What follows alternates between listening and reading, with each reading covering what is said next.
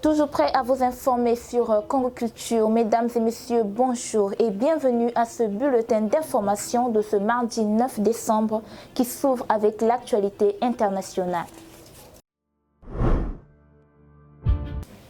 En Côte d'Ivoire, le président Alassane Ouattara a prêté serment hier pour son nouveau mandat de 5 ans. La cérémonie relative s'est déroulée à Abidjan en présence de plusieurs chefs d'État, dont le Congolais Denis Sassou Nguesso. En effet, dans son discours prononcé en la circonstance, le président fraîchement réélu à 89,77% a réaffirmé son engagement social de la stabilité politique et la poursuite des réformes économiques et sociales. Le Conseil des ministres gabonais s'est réuni hier de cette concertation. Il en ressort une taxe forfaitaire d'habitation sera créée. Celle-ci sera applicable à l'ensemble des logements professionnels comme résidentiels, entrera en vigueur dès 2026 et doit également apporter 2,8 milliards de francs CFA au gouvernement. Au lendemain du coup d'État déjoué au Bénin le week-end écoulé, le Conseil extraordinaire des ministres s'est réuni hier au palais présidentiel en présence du chef d'État Patrice Talon qui s'est d'ailleurs engagé à garantir la sécurité du territoire béninois.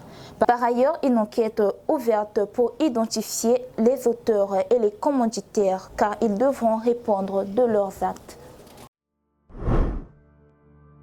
La célébration du 64e anniversaire de l'accession du pays à la souveraineté nationale et internationale.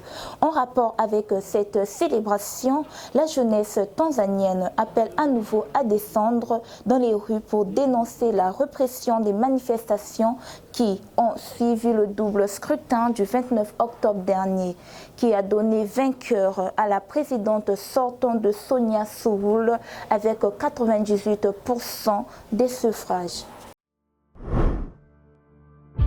Toujours à l'étranger, ça passe ou ça casse en France pour le Premier ministre Sébastien Lecornu, car c'est aujourd'hui que les élus du peuple votent le projet de loi de finances exercice 2026. Un vote qui s'annonce extrêmement incertain pour l'actuel Premier ministre français. Et donc, à quelques heures de ce vote très attendu, l'incertitude règne dans les rangs du gouvernement. En national, la 22e journée internationale de lutte contre la corruption est célébrée aujourd'hui sur le thème « S'unir avec la jeunesse contre la corruption, former l'intégrité dès demain ».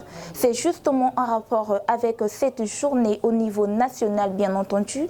Le président de la haute autorité de lutte contre la corruption, Emmanuel Onita Ondongo, a publié une déclaration dans laquelle il appelle la jeunesse à bannir les pratiques néfastes à la corruption.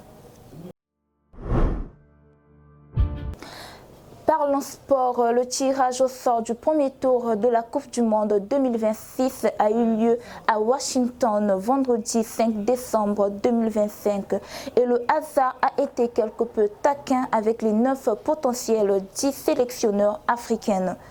24 ans après leur énorme performance en Asie, les Lions sénégalais vont retrouver l'équipe de France. L'Algérie défiera les champions du monde argentais de Lionel Messi, tandis que le Maroc va à nouveau se frotter au prestigieux Brésil. Parlons musique, 3 mois après la sortie de Plus de larmes, Fally Ipupa revient au véritable fondement de la rumba avec son nouveau titre 2 êtres. Très attendu par le public, ce nouveau titre démontre encore une fois la polyvalence de Fally Ipupa qui sait explorer différents registres tout en préservant son ADN musical.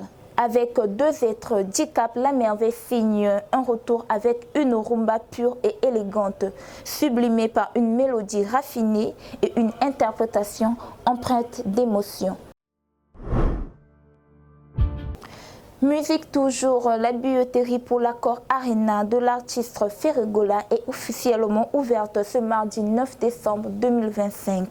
Les Gaulois sont encouragés à acheter massivement les billets pour un sold out.